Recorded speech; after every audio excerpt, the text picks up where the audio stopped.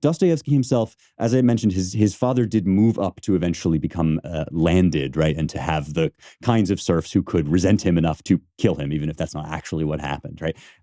But he was not nobility. He was not gentry. His mother, who died when he was in his teens, had a little bit more of that kind of upper class elegance to her. But he, as I mentioned, was often hurting for money, and he did not think of himself as having come from the high nobility of Russia. And he's falling in now among a certain kind of elite, and we see this today too. That there's different ways of being kind of in the upper classes of society, right? There's the landed gentry version of being, having a lot of wealth, a lot of inherited wealth, and being a muckmuck or having earned a ton of money through business or what have you. And then there is the kind of mystique of the artist, right?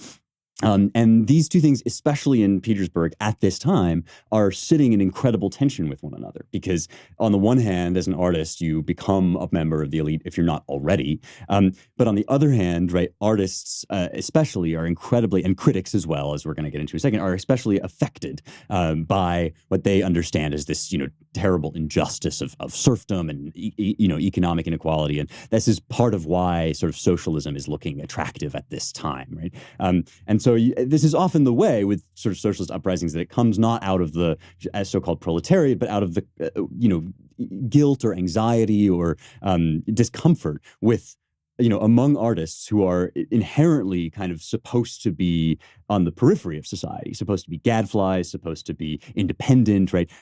It comes along with the anxiety that you get when you start to make it in those circles and become a bit of a muckamuck, and maybe even rich people take an interest in you, right? And all of these things, an incredibly subtle and difficult class relationship, right, between the upper classes, the proper aristocracy in any society, and I say that proper, not in the sense of, that they're necessarily actually the best, but just like the real, landed interests, the money, the guys with all the cash. And then the people who kind of fancy themselves, or indeed are sort of outsiders, but nevertheless are, in the periphery of that class. It's a very kind of complex thing. And you can see why in these circles, right, this great passion for the uprising of the people, right, might become a thing.